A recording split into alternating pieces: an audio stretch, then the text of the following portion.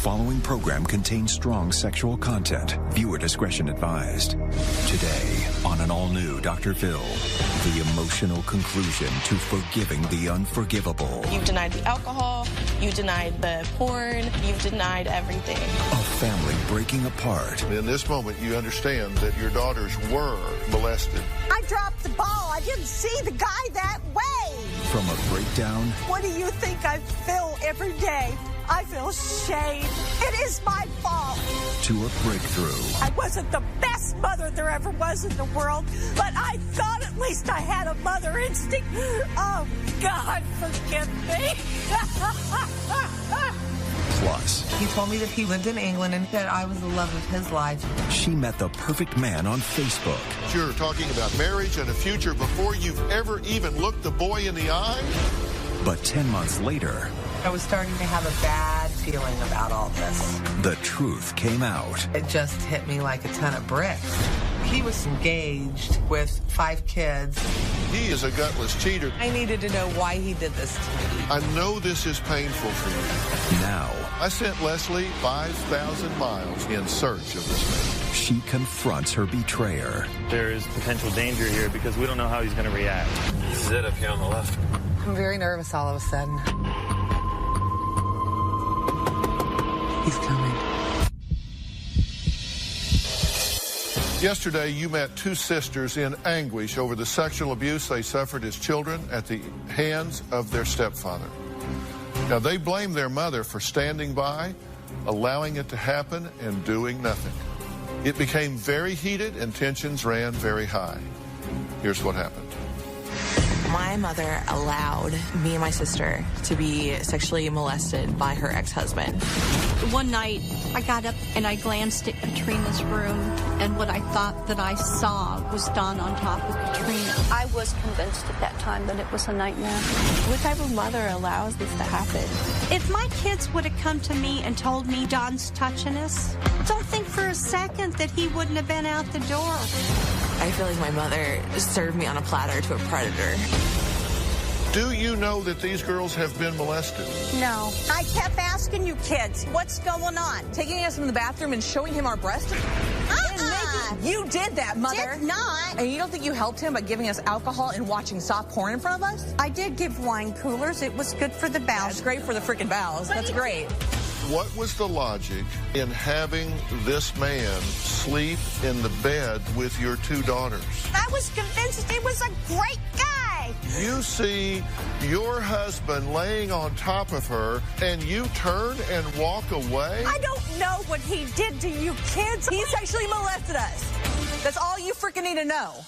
You came over and you dialed his number and you told us to get on the phone and apologize to him for going to jail. Under what theory do these victims have to apologize to their abuser? Maybe I thought everything could just go away. When you're a mother, it is your job to stand up and protect your kids. I've taken this for years. You've taken this for years. You need to take it for years. You should have freaking been arrested for your part in this. And I am so sick of you sitting here playing the victim. I don't want you in my life anymore, Mom.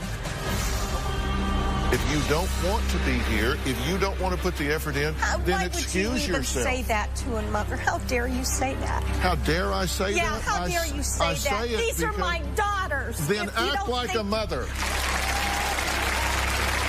You need to put that behind you. No! I did not stand behind a sexual molester! You did too! You basically let him know that what he was doing to us was okay with your actions. It was not! A molester comes into your home, he rips it apart, he walks away, and you let the woman stand! Now, I'm going to try to bring some order to this. Good luck. Oh, my God. I didn't really want this to turn into a mom bashing thing because I don't want to hurt her. I'm going to try to bring some order to this. Are you serious? Sorry. She really cares about you getting hurt. I think he wants to talk. Yeah, I think I need to say something here. Okay, stay with me here. As you sit here today, today, 2011, and you hear from your adult daughters, do you believe, accept, and acknowledge that they were, in fact, molested as children? I would not think different. If they had told me, I would have never thought different. Okay, I wouldn't have believed him. I'm going to believe my child. You need to, I'm going to try to get you to stay with me here. I'm asking not then, I'm asking now. Because you've vacillated back and forth during this conversation saying you didn't believe they were, you did believe they were. Do you believe now? I'm not back and forth. I'm just trying to say that I didn't know about it. Okay, I get that. I get that.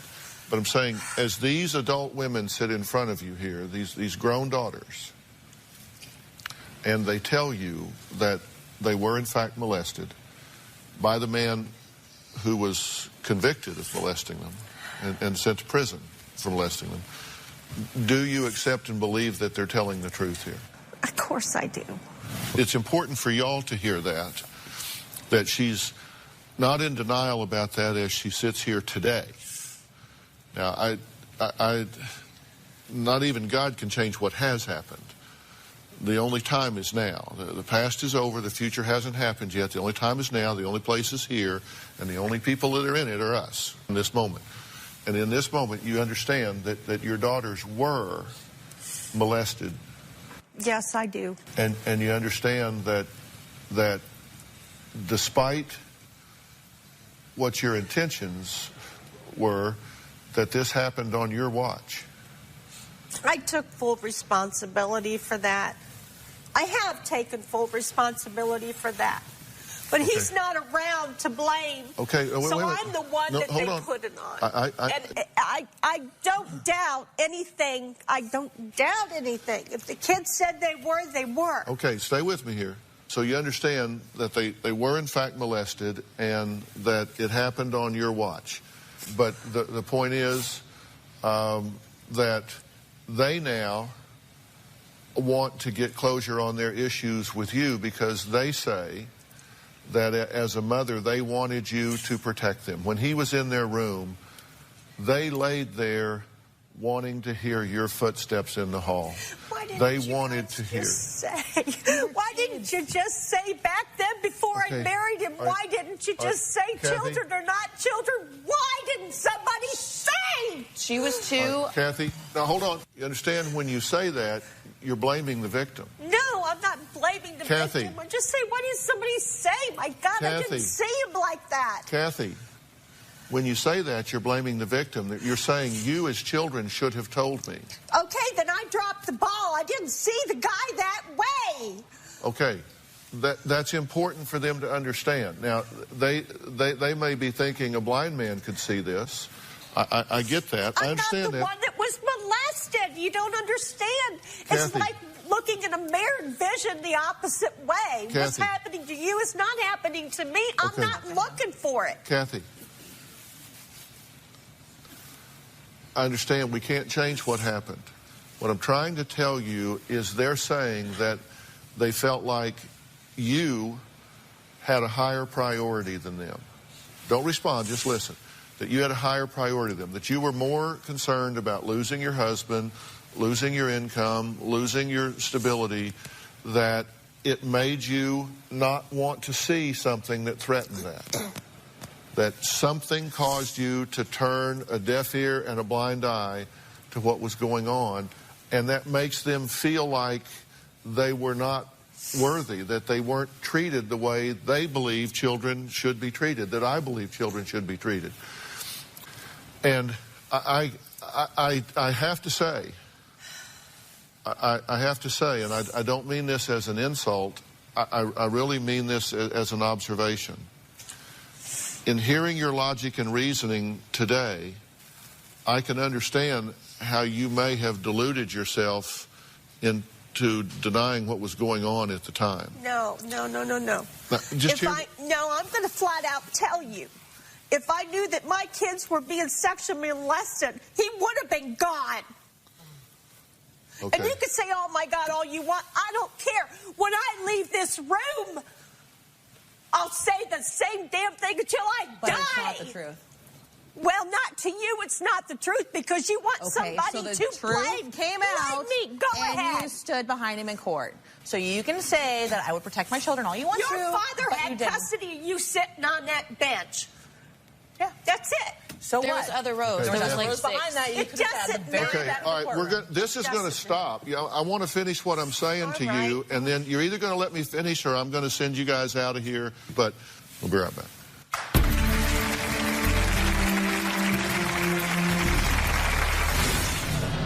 I wasn't the best mother there ever was in the world, but I thought at least I had a mother instinct. Maybe I'm wrong. Oh, God, forgive me. And later, I met a man on Facebook. He told me that he lived in England, that I was the love of his life. I received a letter from one of the women on his Facebook list. She said that they were engaged with 5 kids. I miss him so much. I felt like that maybe this was the one. I need answers. I need closure to this. I'm getting ready to go up to the door and knock. But I have to see him and make him face me. Tomorrow on an all-new Dr. Phil, they marry foreign women. David treat me like the slave. Are they abusing their mail-order brides? You think that I'm just an evil person? you can be very overbearing. Tell me something that really can help. Come on. I will as soon as you stop talking.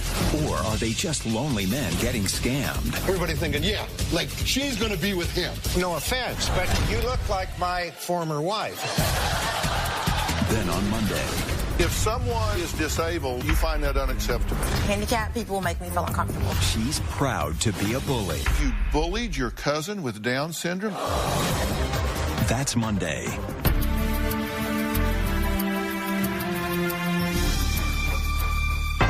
They don't trust me to be alone with their children. I have only seen Katrina's son one time. My mother will never be unsupervised with my children. I do not want my mother around my son. I feel like she's emotionally unstable, and I feel like she could harm him. I'd like to be with them and babysit them and give them the night off. I can't trust my mom to protect my kids. She didn't protect me, so what would be different? What I'm telling you is I want you to be empathetic to them. I want you to stand in their shoes and say they're feeling pain that their mother didn't protect them at the time. And you say, it did not register with me. I did not see the warning signs. I did not get the gravity of the situation here. True? I ask all the time. I ask him all the time. If something felt wrong, I ask. You know? Right. Maybe I'm stupid about these things. Yeah, nobody ever expects some molester to come in their house. Well, of course you don't. Of course you don't. But you understand that they feel like they deserve better, that you should have seen it. And what all they need from you at this point is for you to not worry about yourself in this, but just to say, I wish I had been there for you. I'm sorry that I didn't see it. I'm sorry that I didn't react to it. What do you think kills me every day? What do you think I feel in my heart every day when I look you girls in the face? I feel shame. That's what I feel. I feel shame. Oh, my God. It is my fault. He's the molester, but I take the blame.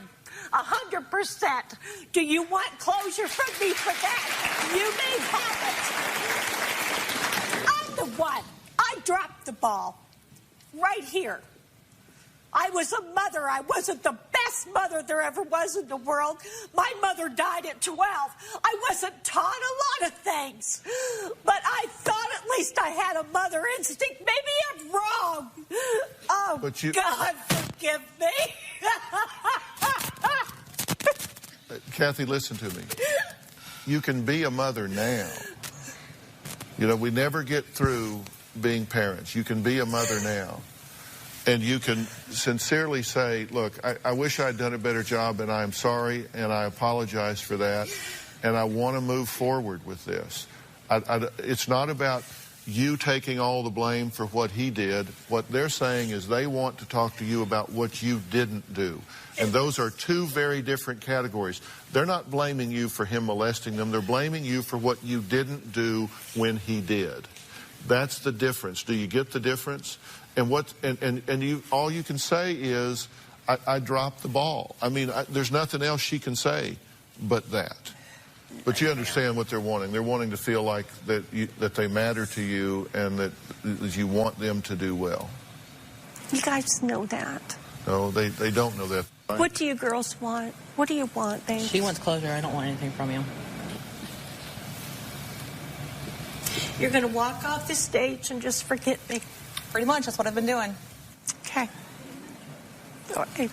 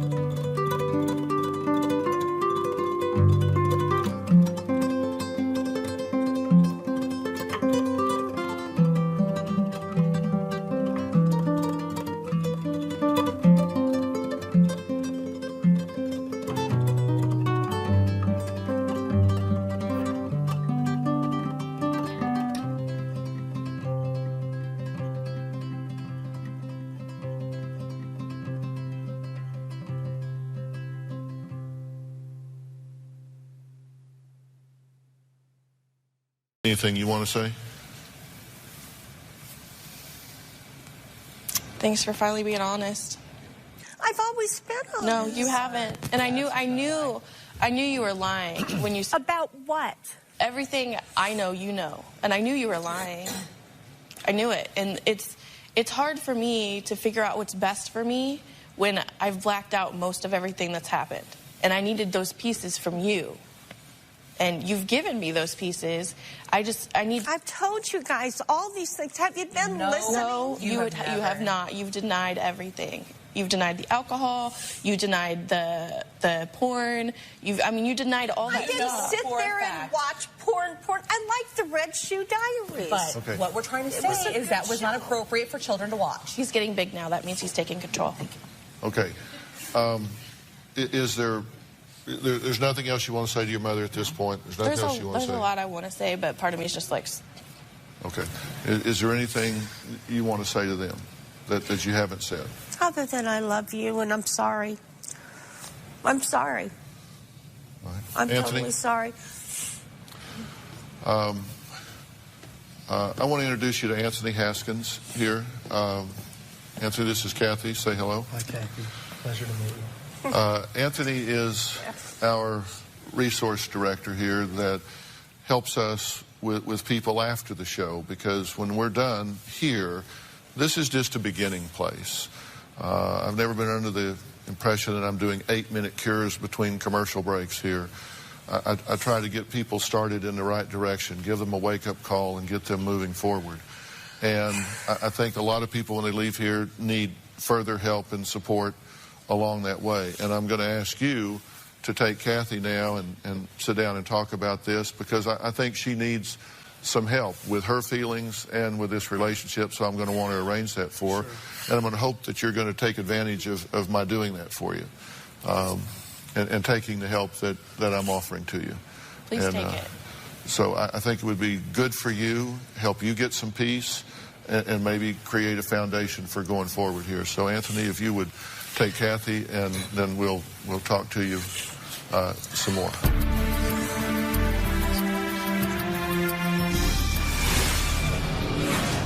I know that they're trapped in the past. It puts a big barrier between me and them. Unless we can get past that, we're all going to end up just splitting up and going our own ways. Monday on an all-new Dr. Phil. I love being a bully. It's her world. You bullied your cousin with Down syndrome? She is disgusting. Have you seen her? The rest of us just live in it. If someone is disabled, you find that unacceptable. Handicapped people make me feel uncomfortable. She is a self-proclaimed bully. You can't even look at me? I don't want to look at you. Has Kelly Catrone met her match? I'm going to apologize in advance for anything that might be said here. Asian lady, let's get this order done. She even bullies Glee actor Max Adler. The show takes a stand against bullying. You're promoting bullies is what you're doing. Do you ever watch Glee? No. Then don't judge what you don't know. And you know everything about let me finish. No, I'm talking here. See that name up there? I do. That's me. Okay. That's Monday.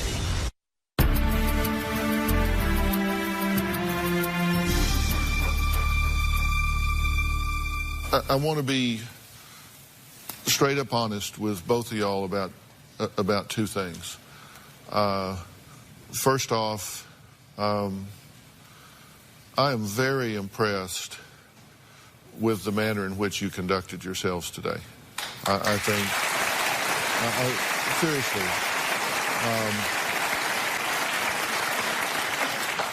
takes a lot of courage to come here and give a voice to this. And I know you're here because you want to help yourselves, but I'm also going to tell you that you have given a voice to so many silent victims in America today, and God bless you for doing that. So I thank you for that as well.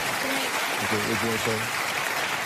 I just wanted to tell those victims out there that if you're going through something like this, it's not your fault. You have nothing to be ashamed of. And if you can't tell your mom or your dad, tell your friends, tell your teachers, tell somebody, because you don't deserve what's happening to you. And it can get better, but you have to stand up and say something.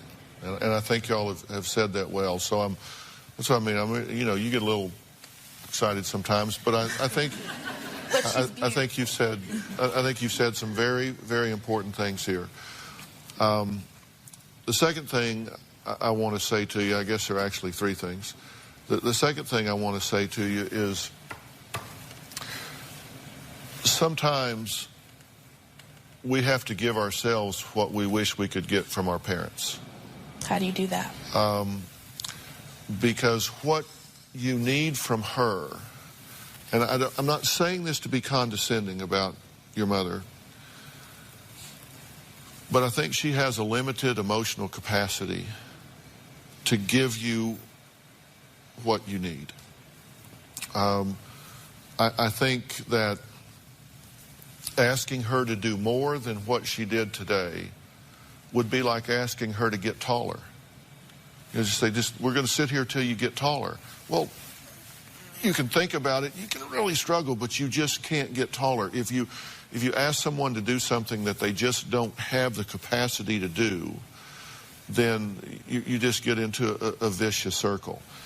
She clearly gets and understands what she's done wrong here. She has a hard time wrapping her mind around that, to emotionally be accountable with that, but she gets that. She's overwhelmed by it, but she gets it. And this is a problem that she's had throughout her life. She goes into a survival mode, and a very selfish, egotistical survival mode, and y'all have suffered the brunt of that, and I'm sorry for that. But you know what I wish she could say is,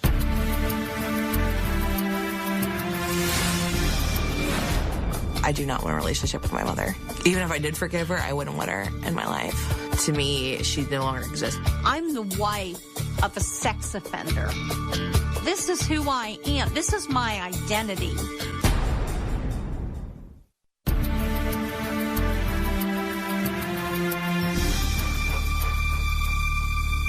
You know, what I wish she could say is, there is no excuse. I was sick at that time in my life, and that pathology harmed you, and I will spend the rest of my life healing so I can give you better.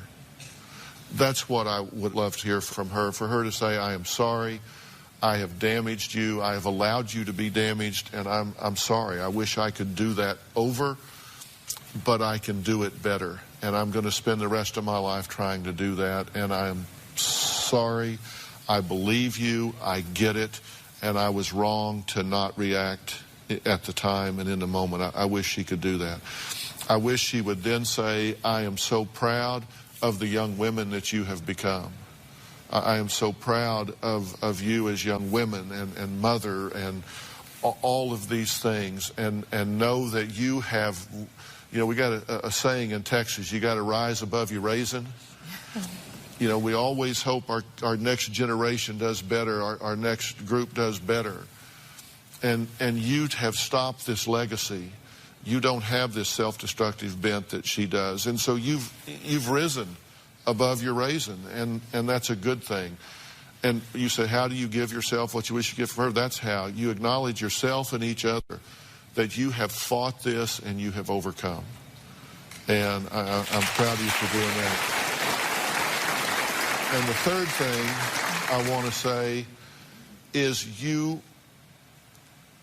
unquestionably have a challenge in front of you, and that is to forgive this woman. And that is so important for both of you.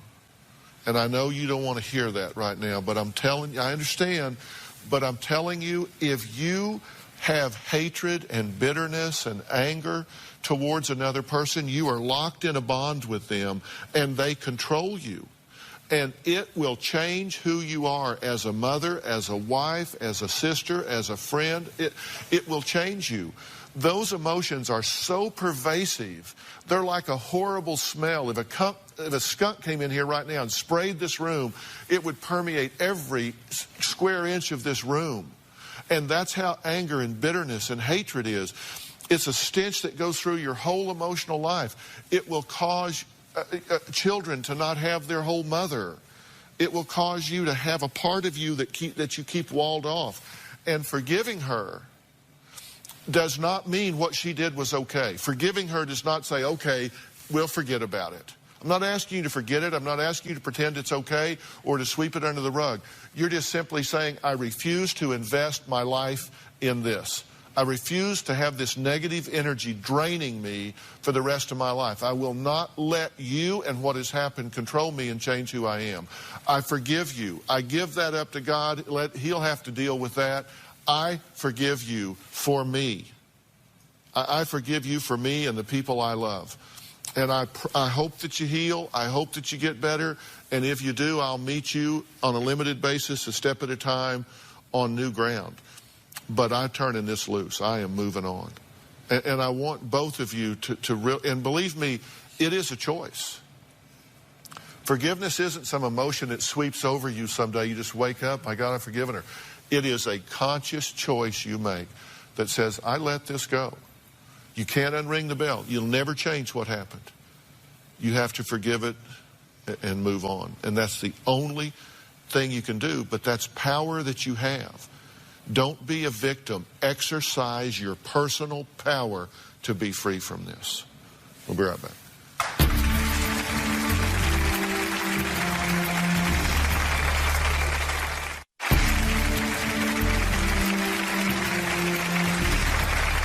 Leslie says that she thought she had found the man of her dreams. Unfortunately, her dream man proved to be anything but.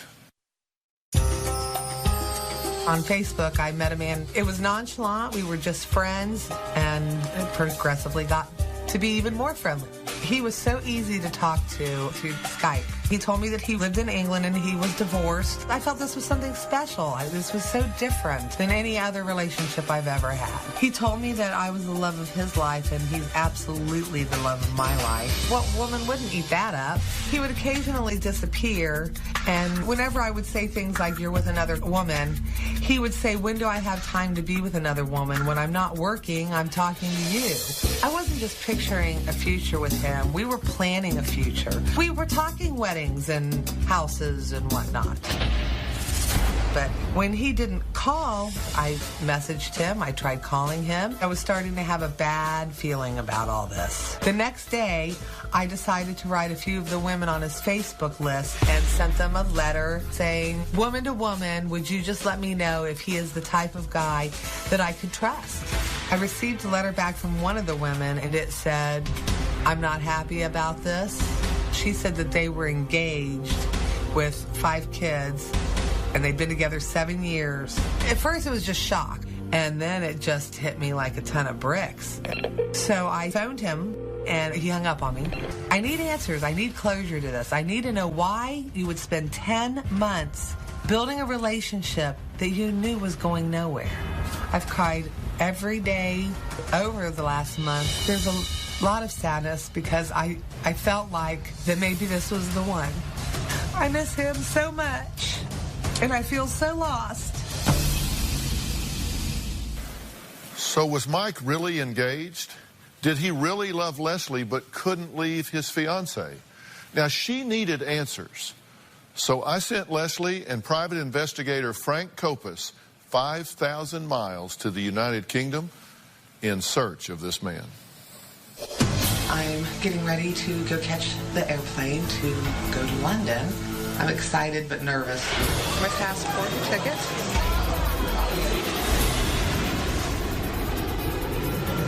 We're there. London, at least. All right, Leslie, we're going down here to where Mike lives. There is potential danger here because we don't know how he's going to react. Okay. And I've already been in touch with the FBI in England as well as the local authorities, but your safety is #1 here. We are pulling up in the town where he lives. This is it up here on the left, right? I didn't see any other lights on in his house. That's his bedroom, living room. I'm getting ready to go up to the door and knock, and I'm very nervous all of a sudden.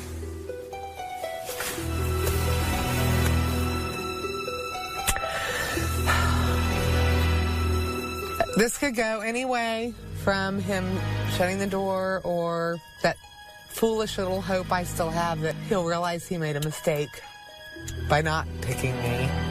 I'm going to be standing right there. Anything happens or you feel unsafe in any way, just let me know. Okay. All right.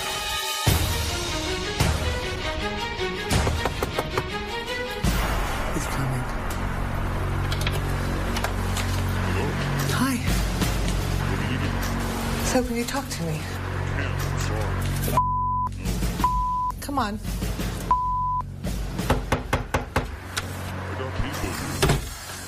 He's got people here.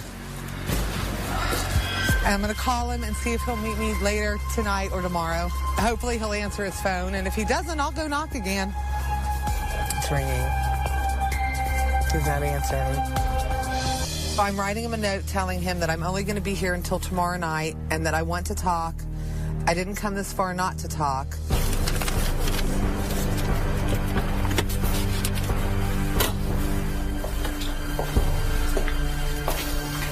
Somebody got it. That's them right now. All right. The fiance and daughter are leaving. But hold on. She could just put the kid in this cabin. No, they're both going. Let's do this. You gonna talk to me? Not now. You gonna talk to me? I want to talk to you. I just want to talk to you. Don't leave. I'm going to call the police. Here, take the mic. Come on. I do not have a mic. I will show you. I will prove to you I don't. Will you talk to me? She's inside.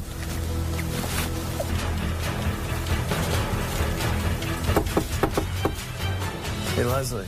Yeah, I'm okay. Okay, we just want to make sure you're okay. I'm just going to come out and say, I'll be out in just a minute. Okay, all right. Take your time. Well, I got some answers. I'm okay. Now, just to be clear, we changed his name and voice.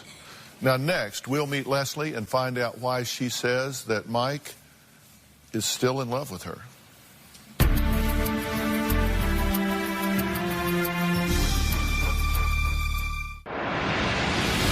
I sat down on the couch and he sat down on a chair.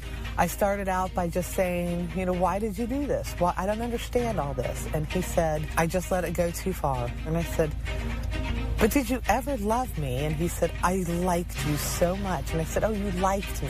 He did give me a kiss, and he gave me many, many long hugs and said this wasn't the way it was supposed to be. I love him. I love him. I do love him. But you know what? You got to be loved back. You've got to be loved back. I don't think my brain is processing all of this yet.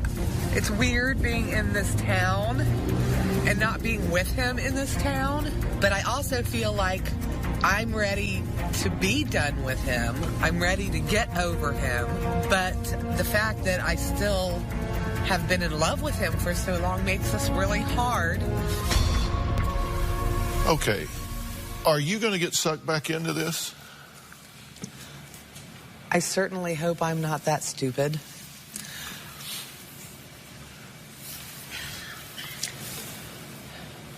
No. That sounds like a big maybe. How do you fall out of love so quickly? And no, I'm not going to get sucked back in. Okay. But I need a, how do I get over this? How do I not want to answer an email? Has he been in contact with you since? He called when we were leaving. He called me at the airport on the producer's phone and basically said that he was so sorry and that he wouldn't have treated me at the door like he had he known I was coming, because he left. Yeah, if he'd known you were coming, he would have been gone. And to email him how I'm doing in the future. And you haven't done that? No. And I haven't looked to see, well, we looked that night to see if he had emailed me. I haven't had computer access, but no, I wasn't going to answer him. Okay, well, you're not inspiring confidence in me because you don't seem convicted about that. If I have to break your fingers, I'm going to break your fingers. Okay. Now, we got a statement from Mike. He didn't want to be part of the show, and as I've said, we've changed his name and altered his voice. But here's what he had to say. Leslie and I talked, and I am sure what she tells you is the truth. I have no desire to talk on the show, but I would like to say that I am extremely sorry for what I did. It was entirely my fault. The situation got like it did, and I feel bad for Leslie. After knowing her, she really deserves much better. What do you think about what he's saying? That's what he said to me. I do deserve much better. Well, but listen, so people don't think you just went completely crazy. He used to say a lot of different things to you, right? I mean, we've got a lot of his texts and emails from over the last 10 months. He writes, "You are the type of woman I could fall in love with." Quote, "I know you've been let down in the past. That's why I won't do that." Right. Quote, "Told my mom and dad my plans to be with you." Quote, "You may miss me, but I bet I miss you more." Quote, "I just want to rip you out of my dreams and hug you." Quote, "All of my time is thinking of you."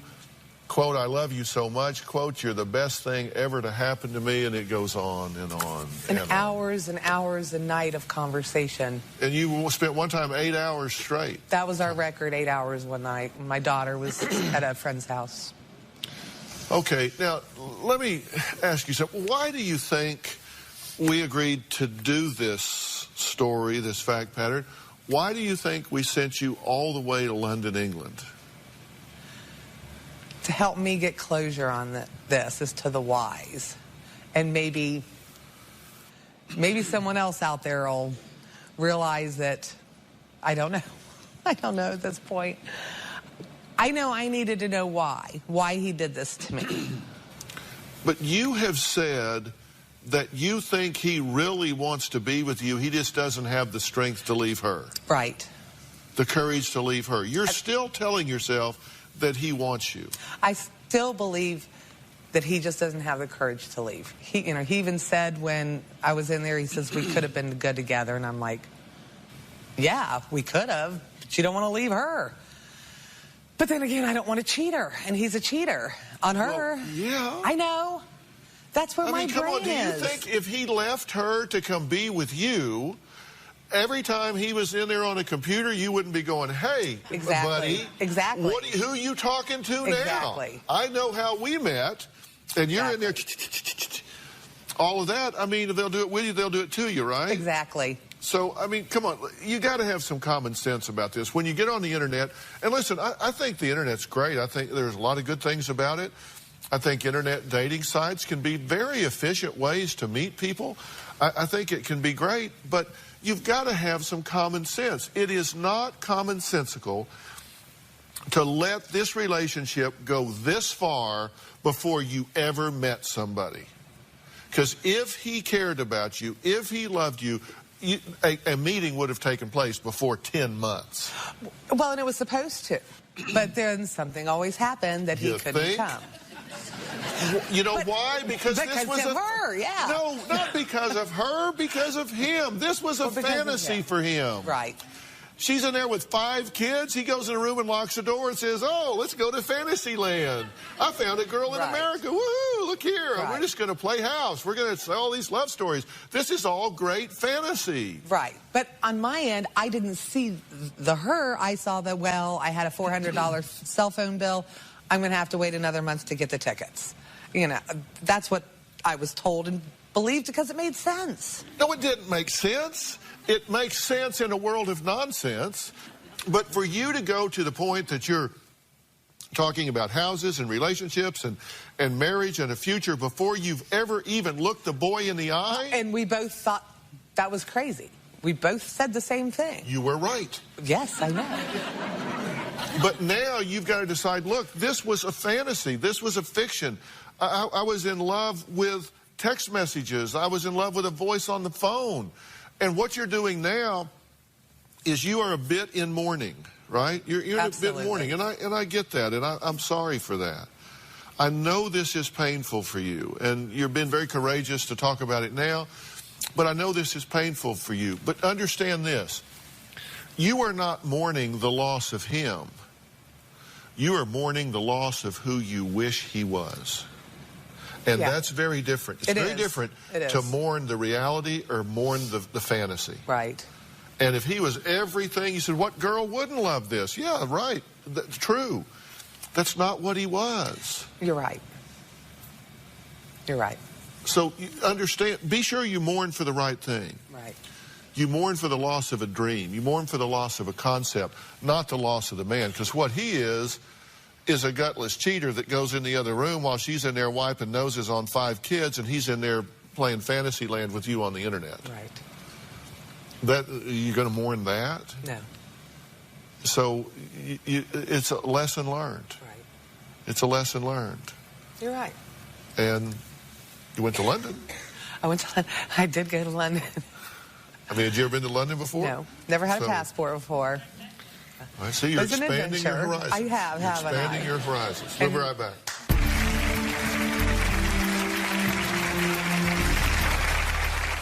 Well, I want to thank all of my guests today, and you can go to drphil.com. I want to hear what you think about everything that you've seen today. Thanks so much for being here. So long.